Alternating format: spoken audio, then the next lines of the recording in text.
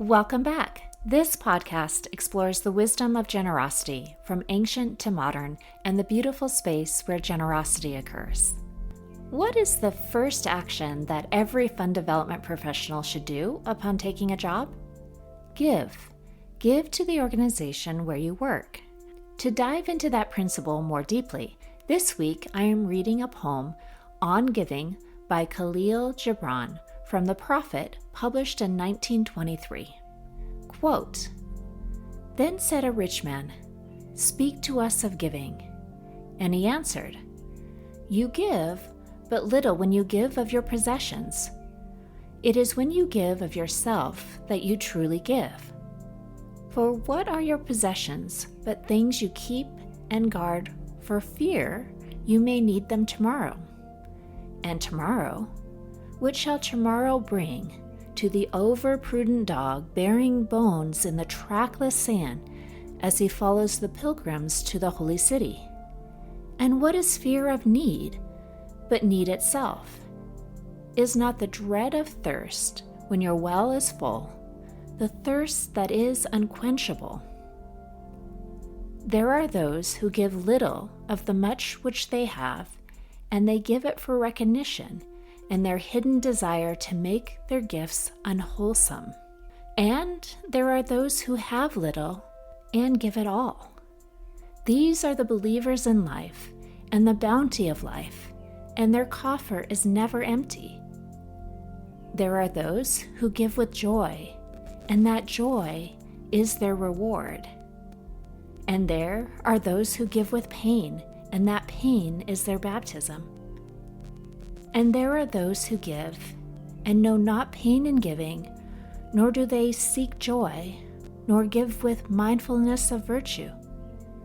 They give as in yonder valley the myrtle breathes its fragrance into space.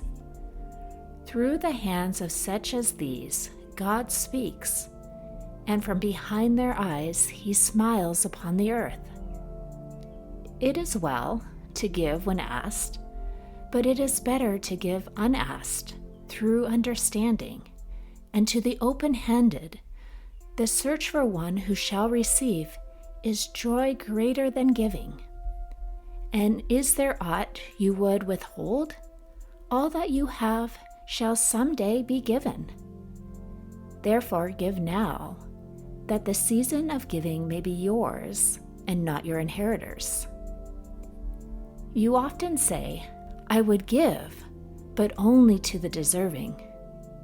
The trees in your orchard say not so, nor the flocks in your pasture. They give that they may live, for to withhold is to perish. Surely he who is worthy to receive his days and his nights is worthy of all else from you. And he who has deserved to drink from the ocean of life deserves to fill his cup from your little stream. And what desert greater shall there be than that which lies in the courage and the confidence, nay, charity of receiving?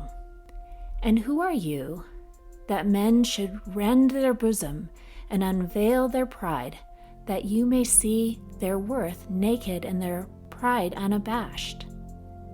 See first that you yourself deserve to be a giver and an instrument of giving.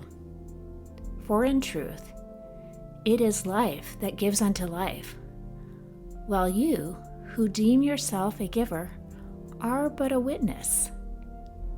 And you receivers, and you are all receivers, assume no weight of gratitude, lest you lay a yoke upon yourself and upon him who gives.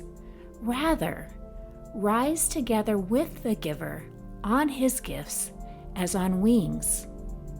For to be over-mindful of your debt is to doubt his generosity, who has the free-hearted earth for a mother and God for father." Unquote. Once we ourselves are givers, it is then that we can be receivers. Let's reflect on one question this week.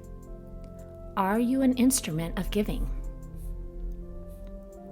Share this podcast if you enjoy these 5-minute reflections, and subscribe to receive these reflections released every Monday.